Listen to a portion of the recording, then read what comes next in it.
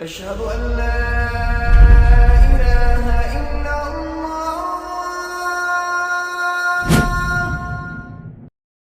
بسم الله والحمد لله والصلاة والسلام على رسول الله وعلى آله وصحبه ومن والاه.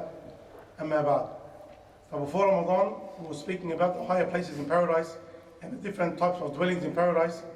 And we mentioned al-ghuraf, and al-ghuraf are the lofty high places in the higher parts of the paradise. And inshallah Azza wa Jalla, from today we speak a little bit about some of those that the Prophet ﷺ described as having those high places in paradise. Firstly, an ayah which is a general ayah, but we take it and we benefit from it. Allah Azza wa Jalla says, وَالَّذِينَ آمَنُوا وَعَمِلُوا الصَّالِحَاتِ لَنُبَوِّئَنَّهُمْ مِنَ الْجَنَّةِ غُرَفًا تَجْرِي مِنْ تَحْتِهَا الْأَنْهَارُ خَالِدِينَ فِيهَا نِعْمَ أَجْرُ الْعَامِلِينَ مِنَ الْجَنَّةِ غُرَفًا. Right there. طيب. Allah says, as for those who believe and do righteous deeds, for them we will give them dwellings in the paradise. There's high levels, al-ghuraf, there's high levels in the paradise, lofty buildings, etc. Tajri, beneath them, which rivers flow, they abide therein eternally. This is from the good. Allah is praising, ni'ma ajrul amilin, how good is the work of those who work righteousness. The matter of the hereafter, dear brothers, as we mentioned, it is not enough that you and I are going to do things that will get us into the paradise. It's not enough. Whatever we do from actions, in terms of it being equivalent to buying the paradise, you're never going to get there. Impossible. Allah Azza wa Jal, in this dunya, everything that He gives you, your ibadah is not even worth that. For example, your eyes, your taste, your smell, your hearing, your wife, your children, your parents, your house, your clothing, your security, the money that you have, the job that you have, the air that you breathe, all of these things and more, these are from the blessings of Allah Azza wa Jal. That no matter what you do, you will never be able to compensate Allah. You will never be able to repay Allah Azza wa Jal. From the mercy of Allah Azza wa Jal is that He gives you all of that for free. And what does He ask in return? That you worship Him and don't associate any partners with Him. That's what Allah asks from you. You don't have to pay back your eyes, you don't have to pay back your smell, you don't have to pay back the money, you don't have to pay any of that back. Just worship Him alone.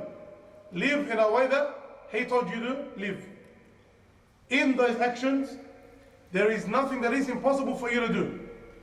Allah made it easy for you. Allah made it simple.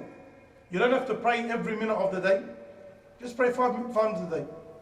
You don't have to give 100% in your wealth in charity. Only give 2.5% of your wealth. You don't have to stay celibate your whole life. You're allowed to get married. You don't have to live in hardship. You can eat good food and drink good things and wear nice things. It's simple for you to worship Allah. From that worship, if the things that you can't do, Allah Azza wa Jal overlooks. Allah Azza wa Jal overlooks. You can't get a hajj, no problem. Can't give zakat, no problem. Can't pray standing up, pray sitting down. Can't pray sitting down, pray on your side. No problem. You can't eat halal and you're about to die, you can have haram, no problem.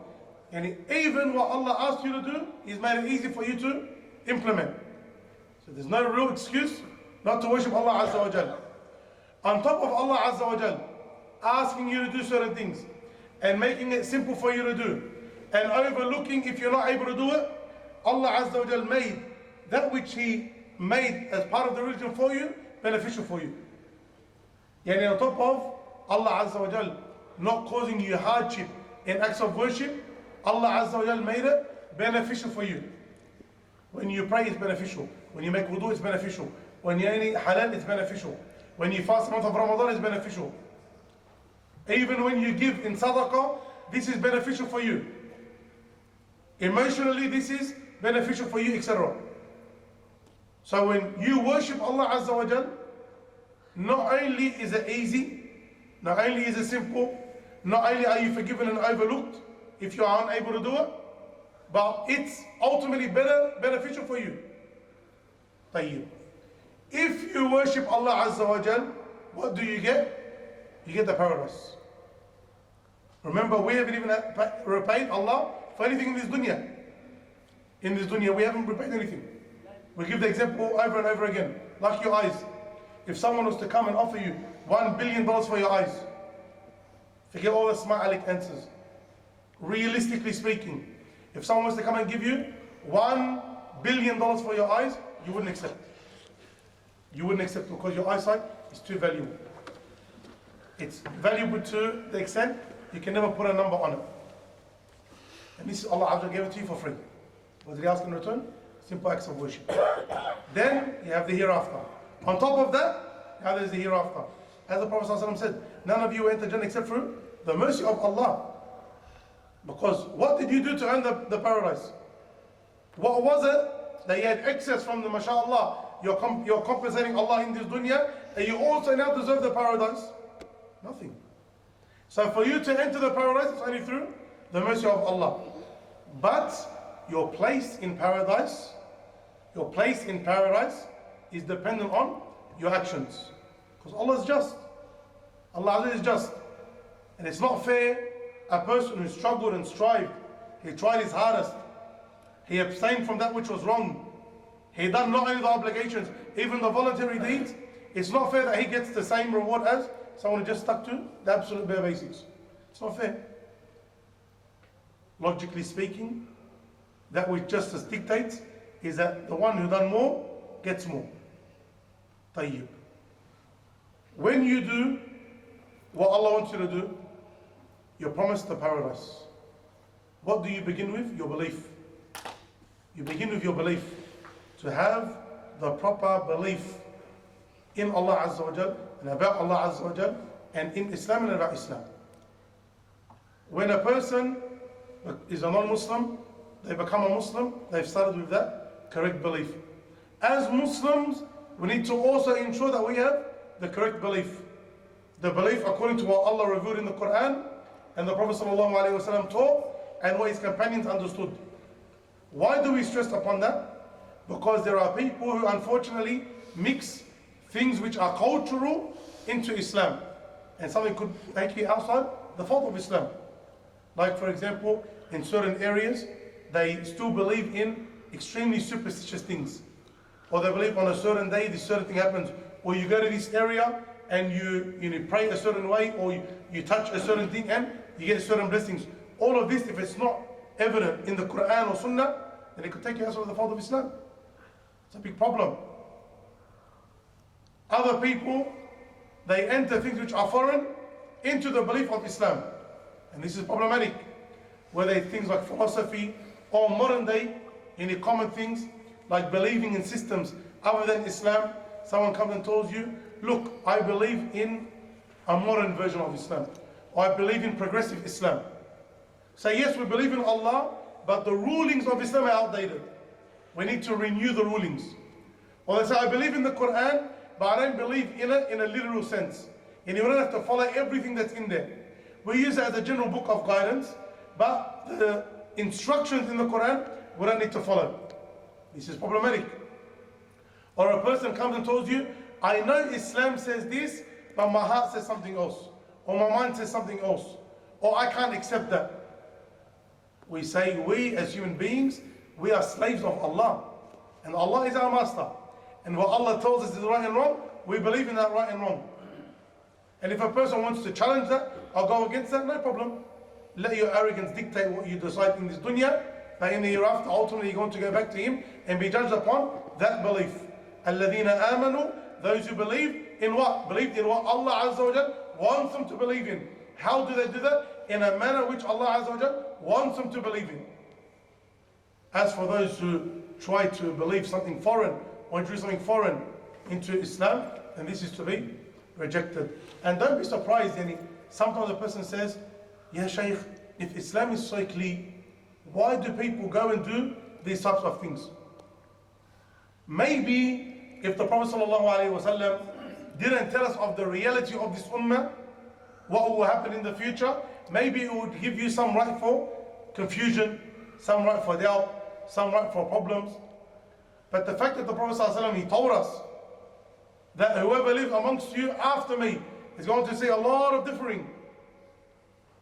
So what should we do, Ya Rasulullah? فَعَلَيْكُمْ بِسُنَّةِ وَسُنَّةِ الْخُلَفَاءِ الرَّاشِدِينَ الْمَهْدِيِّينَ مِنْ بَعْدِي. upon you is to follow my sunnah and the sunnah of the rightly guided caliphs, the rightly guided leaders after me. And the ummah agrees, Abu Bakr, Umar, Uthman and Ali, radiallahu anhum ajma'in.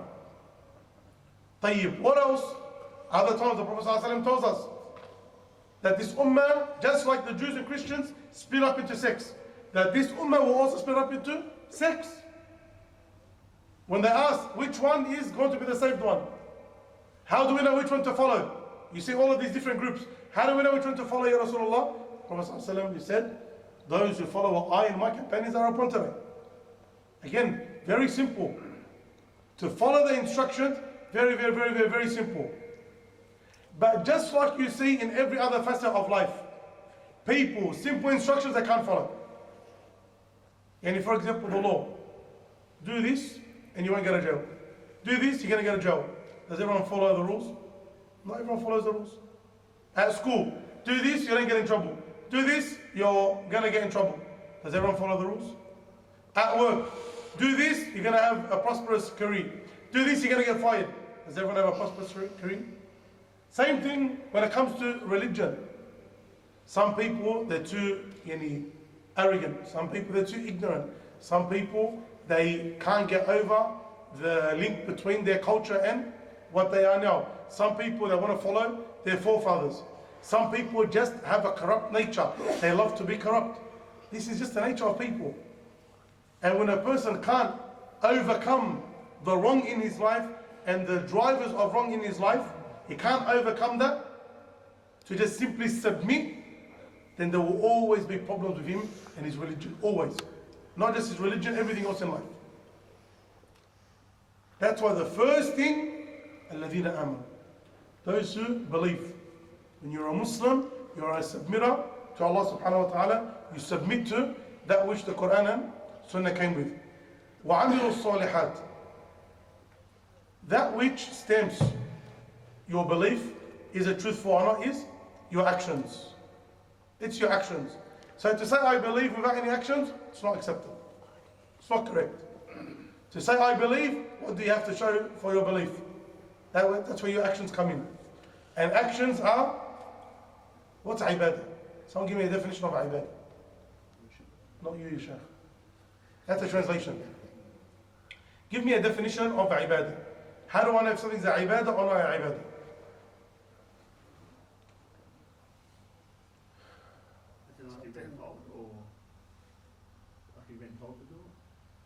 You've been told to do it? Prescribed. That's one way. That which is prescribed, that of course has to be halal. That's a condition of ibadah. Believe in the heart and act like above. That's iman. But close. Everything that Allah Azza wa Jalla loves. كل ما يحبه الله من الأقوال والأفعال. No problem. From the statements and from actions. Anything and everything that Allah Azza wa Jalla loves. You don't limit it to only that which came in the direct text. Do this and don't do that. Anything that Allah Azza wa Jalla loves. For example, in your heart, you love Allah. It's an action of the heart. This is an action. This is a ibadah.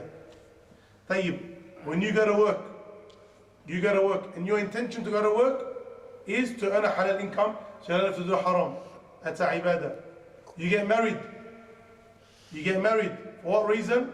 To live an upright life and for you not to fall into haram. There's a ibadah. For a person to eat and drink, for what reason? To give your body the nutrition it needs to worship Allah Azza wa Jal. That's a ibadah. For a person to lower their gaze so they don't look at the haram, it's a ibadah. For a person to come, study the religion, to learn his religion so he can implement, it's a ibadah. All of these things and more. That's the definition. Anything that Allah Azza wa Jal loves, from statements and actions. Anything. And anything that you find is opposite to that, you have a problem. Anything that you tell yourself, Allah doesn't like this, that's a big problem. Jayyid. For a person to worship Allah Azza wa Jal, he needs to say, I believe, do my actions now fall in line with that belief? And they affect each other. The higher your belief, the better your belief, the better your actions will be. And it's recycled. The better your actions are, the better your iman is going to be. If you find yourself, your iman is always up and down, up and down, up and down, one thing you need to look at are your actions. How do you keep your iman stronger? You need to be consistent in doing good deeds. You're finding yourself always with weak iman, it means there's a lot of sinning there. It needs to be removed from your life. If this person, what does he get? Allah Azza wa Jal gives him the ghuraf. There's high places, there's lofty places in the upper parts of the paradise. تجري من تحت الأنهار. Rivers which flow underneath. خالدين فيها. To abide therein forever. نعم أجر العاملين. How great is the reward of those who work. How great is their reward. And again, we work, and at the end, Allah gives us more than we deserve. And no one should ever say, you know what, I just want to get to Jannah. As long as I get into Jannah, I'm happy. This is the wrong mentality to have. Because it shows that you don't have the proper belief about the hereafter. It shows that you don't have the conviction like you do in this dunya. In this dunya, is anyone content with the bare minimum? You know anyone that's content with bare minimum? And when they come to your shop, if you don't make the coffee the perfect way they want it, they get upset. That's a coffee. That's a coffee. It's all the time. Also possibly. Good all the time. Read my bad Google review. People in this dunya, it's a reality. We want to wear that which is better. We want to eat that which is better. We want to live in a place which is better. We want to live in an area which is better. We want to drive that which is better. We want to go on holiday to places which are better. We want our children to be better. We're not content with the bare minimum. Think of the bare minimum in this dunya.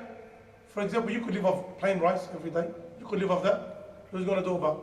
You can live off water every day. Who's going to do about? You can live off having only a carpet and sitting on the floor and sleeping on the floor your entire life without any other furniture. You could live without aircon. You can live with all these things. But who wants the bare minimum? No one wants the bare minimum. Everyone wants to live that which is better because it brings comfort, happiness, etc., etc., etc. For the hereafter, why don't you have the same ambitions and aspirations? Why do you say to yourself, Alhamdulillah, as long as I do the bare minimum, I'm content? La, you shouldn't be content. Rather, you should aim for the higher levels. If in this dunya, the Prophet ﷺ taught us to be perfectionists. إن الله يحب إذا عمل أحدكم عملا أن يتقنه. In this dunya, the Prophet ﷺ said, verily Allah loves that if one of you does an action, that he perfects it. You are a builder, perfect your building. You're a barber, perfect your cutting of hair. You make pastries, make the best of pastries. خير دين الله, we still don't know what you do. Whatever you do, perfect it. Being a husband, tabarakallah. Whatever you do, be the best of it. Perfect it. This is in matters of dunya. Imagine, even if it's for free. Hey, wallah, even if it's for free. Anyone that wants to come and donate anything to the masjid from work and labor, we have to remind them of this hadith. Don't do a dodgy job because it's for free. Allah yahdik. You're giving this to Allah Azza wa Jal. La ilaha illallah. Jayyid. So imagine regarding the hereafter how we should be. We should try to be perfectionists to the best of our ability. We're not going to reach 100%. Prophet said, Saddidu qaribu. Try your best. Try your best. But to be lazy and as long as I make it to Jannah, I'll be fine. La. Abadan. You want in this dunya that which is better, then don't accept in the hereafter for you to have the bare minimum. One of the examples that we'll give from the actions of the people who have those higher levels and how the people in the lower levels will see them, the Prophet ﷺ, he mentioned about the shuhada.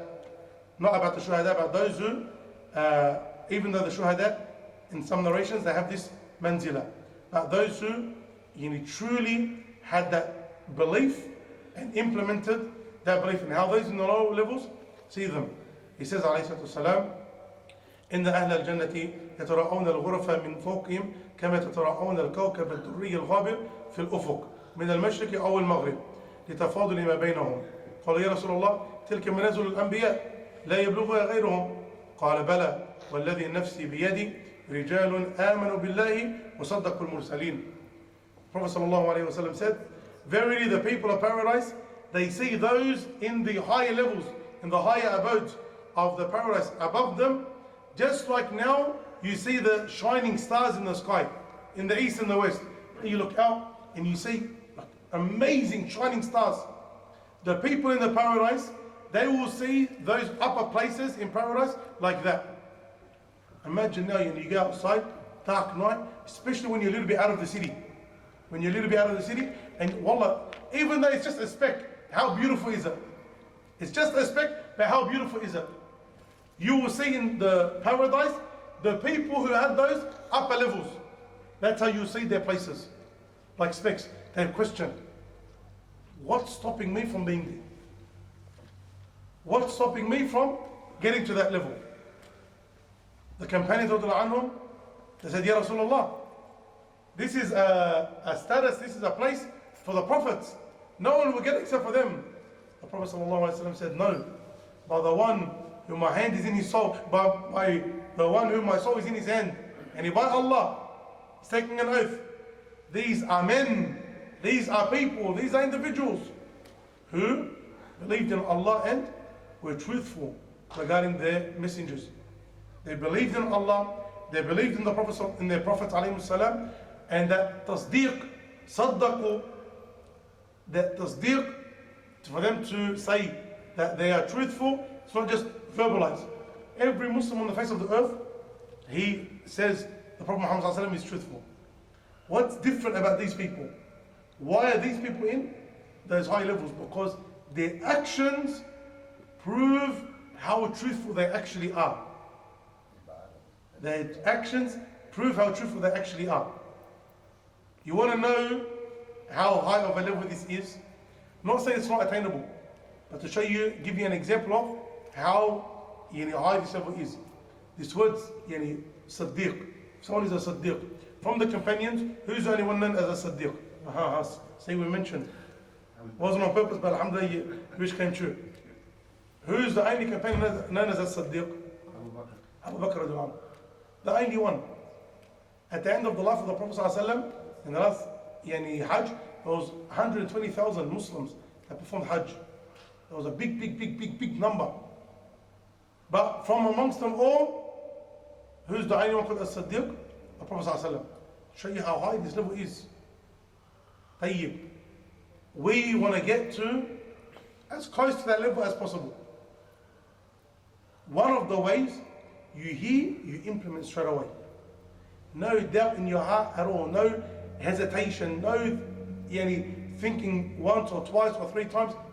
I hear, I implement. Taban on condition, so that no one misunderstands. It has to be authentic. From the Quran and the authentic narrations from the Prophet ﷺ, we hear and we implement. We make sure we have the correct understanding, because also we don't want people to read and get implemented how they think is correct. No, it's according to the correct understanding, and we implement.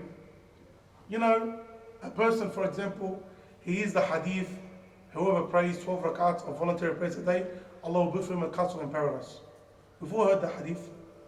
How many of us, as soon as we heard it, we've never left the sunnah prayers after that? That's a difference. It's a practical difference between the Siddiq, or الذي صدق المرسلين, and a person who didn't. We all believe in the hadith. But how many of us, after we heard the hadith, we never left it ever again? That's the difference. We believe in it, but did we implement it? You read the stories of the righteous, from the companions and those who came after the companions. As soon as they heard something, they would never leave it. An example of these people who are truthful and honest, Imam Ahmad rahimahullah, he would say, I did not narrate any hadith except that I tried to implement it at least once in my life.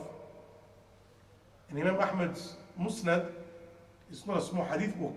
It's a massive hadith. That's just what he reported. Massive hadith book. Massive scholar of hadith. He says, I didn't narrate any hadith except that I tried to implement it at least once in my life. This is a big difference between, again, people like us who try and people like them who don't. May Allah Azza wa Jal make us from amongst these people. Next week, inshallah Azza wa Jal, we'll start with the specific examples, beginning with the shuhada, the martyrs, those who die in the cause of Allah Azza wa Jal, or other types of death. They die a death of righteousness, and we'll mention some examples of people who die even if it's not on the battlefield, but get the same reward as those who died on the battlefield in terms of the shahada. هذا والله أعلم صلى الله محمد وعلى آله محمد وصحبه أجمعين. Any questions, brothers? What's a Sadiq? A truthful one, but it's again that higher level of truthfulness. Because the companions, you had those that were guaranteed paradise, etc.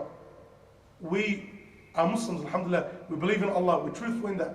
But you're talking like as close as you get to 100% of a believer.